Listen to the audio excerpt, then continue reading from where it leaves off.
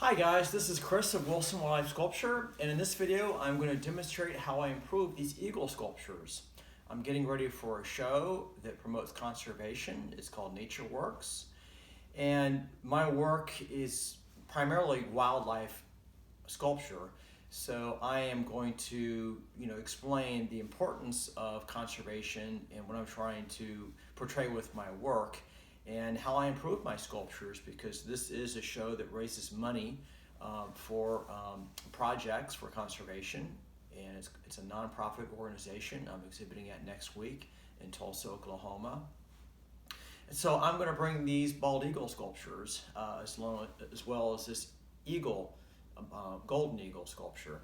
They're all miniature. I've made much larger eagle sculptures in the past, highly detailed, but this is a fun scale. It's a scale that it's fun to collect. It's easy to show the eagles. It's also fun to make if you're interested in making sculptures as well as collecting. But I will show some of my techniques, how I improve them. And for instance, making moss. I'm going to make more moss, and you can see, like, such as this eagle sculpture, the golden eagle, as well as the others. They have a little bit of moss, but I'm going to add more because the green seems to go well with the gold, and it complements the subject matter quite a bit, I think. And one thing I'm fighting with in the composition is that the kind of the chocolate brown of the eagles is conflicting with the base, especially this one on this side. So I've gone back and sanded this maple base, and I've added some habitat like grasses and little tree branches and leaves. And the whole piece, these pieces will come apart, each one. I'm probably not going to do too much on this flying eagle sculpture, but it comes off the marble base, and then this granite base is separate. And then the eagle comes off this piece here. I can easily transport these pieces. The eagles are carved in, for instance, this one is carved in one piece of Tupelo wood. This one as well is Tupelo wood. However, this one, I carved the body in one piece and the wings separate. I use glass eyes, and I fabricate metal for the feet, and I paint with acrylics and oils. I also use walnut bases, black walnut, and I just demonstrated how I improve this a couple of bases with texture. And it kind of looks like a side of a cliff, but I left it interpretive. All these bases are fairly interpretive. This piece here can actually go two different ways. It can go that way or this way. Okay, let me know what you like in the comments on this page. I appreciate your support, and please consider following me, subscribing to my channel if you gain value through my videos. I appreciate all your likes and comments and follows. I appreciate your support. You can also go to my website, wilsonwildlifesculpture.com, and you can learn how you can further gain and faster learn a lot of skills and techniques, from carving to texturing to painting to composition to selling art, all the things I've done full-time for the last 30 years. So I'm welcome to share information for free on this page, and I think the woodworking and woodcarving community is very important, and I'm trying to promote that, as well as elevate the woodcarving to fine art and sculpture.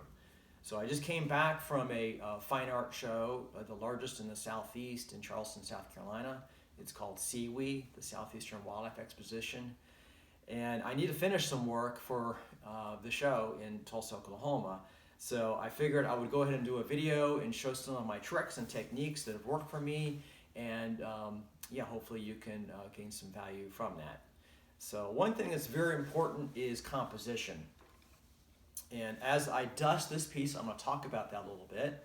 I'm just using a soft dust brush because I had this sitting on a shelf for a little while, and I haven't shown it in a while. But I'm happy with the composition, the use of negative space around the eagle, how I suspended everything. I like using parts of wood from nature, and I've gone back and carved this. Gosh, there's even a little cobweb on it. So it's important to dust the work and keep it clean.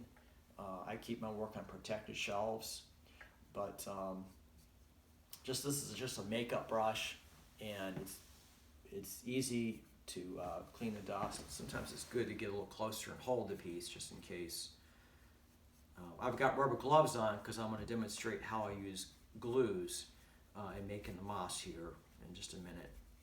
So stay with me and I'll show you some of my tricks and techniques. So about the composition of this piece, I like the base it's on. It kind of looks like a figure expressing joy and freedom, and that is the American, iconic symbol of America, the bald eagle. And it's flying, and it's a representation of freedom. So I call this sculpture America the Beautiful. And this is a really good series to promote conservation. It's a great story of the comeback of the eagle. The bald eagle was on the endangered species list for so long due to DDT poisoning and loss of habitat and other reasons, pollution, etc. The eagle suffered greatly, and it has come back thanks to conservation efforts like the Nature Works organization in Tulsa, Oklahoma, which I've just mentioned, and I'm getting these sculptures ready for display to help raise money for their projects in Oklahoma. In Georgia, there's not as many bald eagles. They're more along the coast, but they do nest inland on lakes throughout the state in North Georgia where I am. So I don't get to see the eagles much. I was canoeing the Chattahoochee River and had a bald eagle fly right over my head. Usually I guess I see osprey, but it was quite a joy. And I want to show joy and inspiration with my work, and I hope you see that in my work. Please let me know any comments you have about any of my tools and techniques, or how I can improve these videos. I appreciate it. Again, these sculptures take months to make, and there's lots of different processes. The subtractive process of carving the bird is just one process. There's a lot of additive processes. I use metal for the vines, for the bird's feet, for making my sculptures go together as well as come apart, which is important for me so I can ship my work and transport my work to shows across the country. And I have sculptures in countries all over the world. So I appreciate your support. So let's go into how I make the moss. And I used to use just 5-minute epoxy glue. You could use wood glue, but 5-minute epoxy will stick better to surfaces, and it's nice and it works well. But then I got sponsored by a company. This was a while back, and it's Gorilla Glue Company, and they're from Cincinnati, Ohio. That's where I was born, in Cincinnati. And they make a lot of wonderful tapes I like, and glues. This is not an endorsement of them, because this was a while back when they sponsored me. But I do use their glues, and I do only endorse tools and materials and supplies that I think that are worthy. So this is the Gorilla Glue which I use. This is the foaming type of glue, and it's been used quite a bit. So I've actually made a hole in the back here so I could get it out easier. That's what you do when you're in a hurry, when I gotta leave in a couple days here and finish these sculptures. So do wear rubber gloves for this, because it becomes a bit of a mess, but it foams up. But first you have to add water to the areas you want the moss. So I'm going to demonstrate that, especially in this piece. I'm going to add more green because I want to not have as many of these browns against the bird. So I picture a moss-covered tree, okay? And these already have some moss, so I'm going to show some close-ups and how I use this Gorilla Glue. Here's the Gorilla Glue I'm going to use. I'm going to get something to work on here so I don't mess up my table. All you need is a small brush. I'm going to use a little bit smaller brush than my dust brush. And I'm going to dip it in water and I'm going to apply it to certain areas and add the moss. So let's add a little bit of the water to some areas, especially some areas that are deep brown and against the bird. And I'll put glue after I wet the areas, this Gorilla Glue.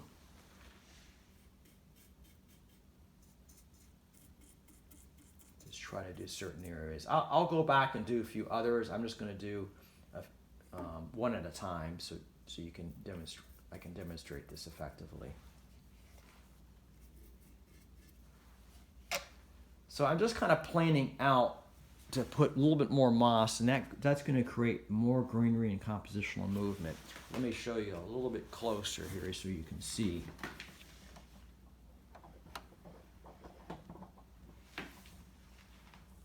See, it's pretty dark right now, and I want it to be lighter. I'll put this a little bit more in the foreground so you can see. Let's see. Show you a different view of the eagle, maybe. From the front view, see how it's suspended. And this piece, I'll move it a little bit more so you can see the details here. Okay, one more time here because it tends to absorb a lot because it's wood, it's very porous. I do have metal in here. For instance, this can come apart, and the bird can come off its base too. And I use square tubing for that, and I demonstrate that how I defy gravity. Boy, it's hard to get back in there. I guess I need my glasses. There we go. The bird will come off too, like this. Okay, that makes it easier to work on all this, but I actually want it on right now because I want to be able to see how much moss and where it's going to go and how it's going to look. So yeah, I have a few areas that I'm making the moss. I'm pretty happy. I think I could add a little more back here.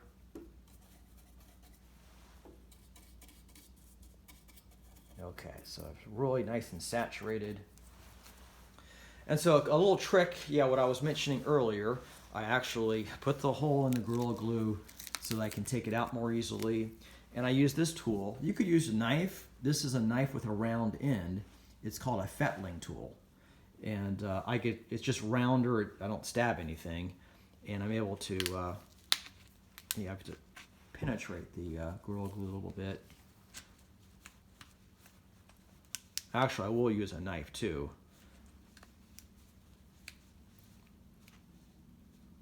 Okay, so I got a little bit here, and you don't need that much to apply because the Gorilla Glue will foam up. So here I'm going to add some in through here.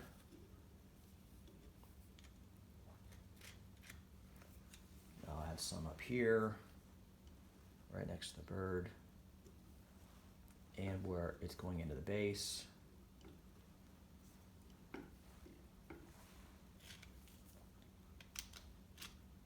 Just kind of scraping it off the fledgling tool. Not adding too much because I know it foams up. But I do want to make it more green behind the bird. And that's going to make it pop. Because you want both value and hue contrast with your work. That's just color schemes I studied in art school. So I actually improved this. I had a branch come over here, and it was just too busy. I did the same thing with the eagle over here. There were branches, too many branches. I'll show you a little bit if you stay tuned, because you don't want to have your work too complicated. The eye has to flow. So I've got nice gentle curves around the piece. And if you make it too busy, then your eye just doesn't want to follow the whole composition. Okay, it's still wet, the wood's still damp, so I'm going to add more of the glue, and I'll show you the real secret here coming up, how I work with this. But I have rubber gloves on here for a reason, and this stuff becomes a little bit messy, but not so messy I have to put newspaper down just yet. I'm able to control it because of experience. I would pad your surface you're working on, though. I don't want to get glue on this pedestal, but it's nice to reflect light here. Okay, I'm getting close to putting the, now don't dip your tools in water and put it in here, because that will activate the Gorilla Glue. That's why I'm scraping it off with a different tool. And I'm just kind of getting as much glue out as I can. And putting it on different areas. I'm going to wet this area a little bit more because it could use a little balance, a little bit of green over here. I don't like the piece when it looks a little bit broken. I want to fill that.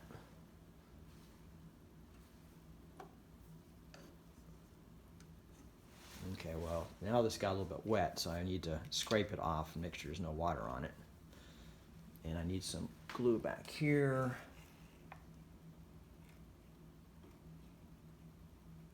This is a piece of maple, and the Gorilla Glue will actually add support to the wood itself. So if you have a piece that may have a split in it, a check, or just is a little bit soft because of age, maybe it's a little bit rotting, which I don't like that kind of wood, but oftentimes spalted wood, I mean that's what it is. The wood is rotting actually, and that's a fungus that's attacked the tree. But it creates these cool zone lines, and a lot of wood turners use that. Gorilla Glue is a little bit challenging to get out, so I'm just trying to scrape it in there. Okay, and then I'll scrape it off the knife. I just want a little bit more, and then I'll show you the real trick here. Getting the glue on there is not that fun, but once you have it on there, you'll see some magic.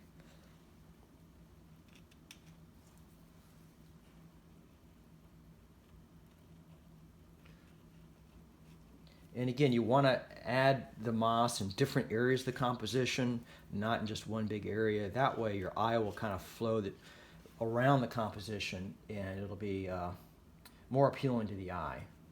If you have, okay, now I see a piece that's almost breaking off back here, so that definitely needs reinforcing. I'll show you that close up here a little bit. So it's important to, make sure your work is very secure. Any kind of splits and stuff, this is a great way. I also use like metal to reinforce things. I'll even screw in the wood.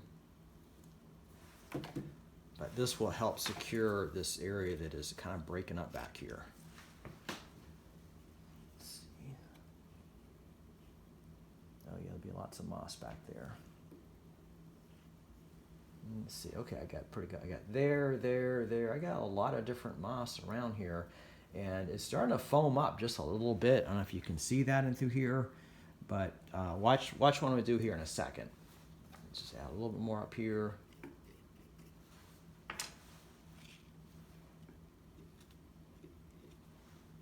I'll just scrape what's left on here and try to put it around. Let's see, a little bit more for here. Okay, this is the last of the glue. Takes a while to put on.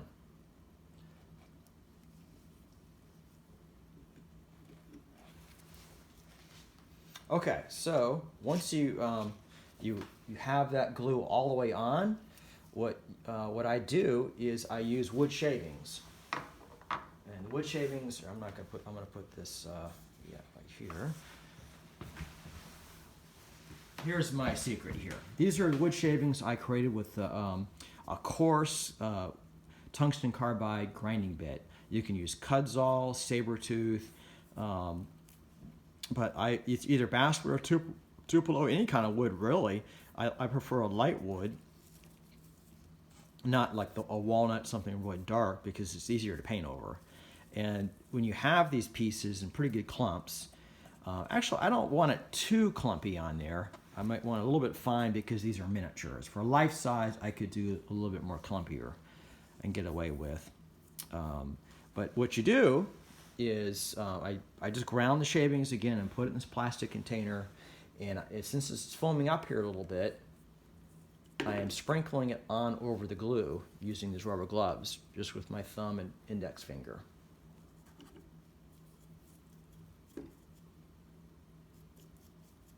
Okay, so there's going to be some nice green parts right next to the eagle. I'm starting up high and then I'll go down low.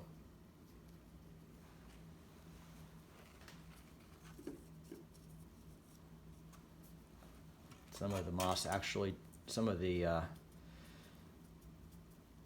the shavings, wood shavings, just kind of fall down, and they've already fallen down on some of my glued areas. But look, it's already foaming up here. Let me show you a little bit more detail there. There we go. So I need to put those shavings on pretty quick because it doesn't take too long.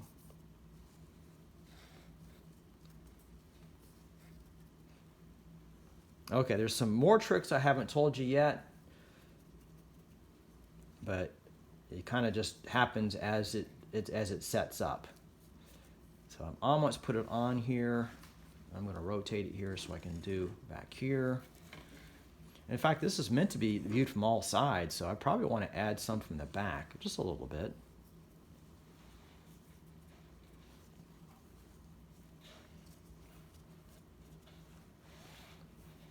Getting close to finishing here.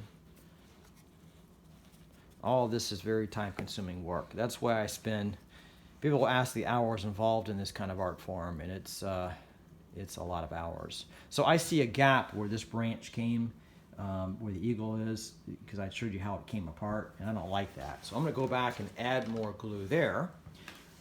But let me just get to some of the main tips here.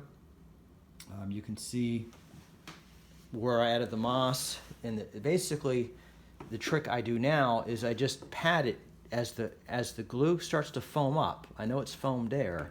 I just keep patting it in there. Okay, see, that's where it came apart. I'm going to make sure there's foam there so that it doesn't, that there is wood shavings there so that the eagle does not attach to the piece, because I want it to come apart for easy transport. However, there is a gap in the back. So that's really the trick. It's just to use your thumb and index finger and pat it, okay, and sprinkle it over the JB weld. And it does take overnight to fully cure, but you can paint it later in the day, which I'm running out of time, so I gotta have everything packed for tomorrow. So I will actually paint it later today. So stay tuned for that video where I can show you the techniques of how I paint, adding value and hue and contrast and unifying the composition. So stay tuned to see the finished sculpture. Okay, that's how I make moss. I appreciate you following me, or if you gain value and like this video, please consider subscribing to my channel. Thanks a lot. I hope you have a great day.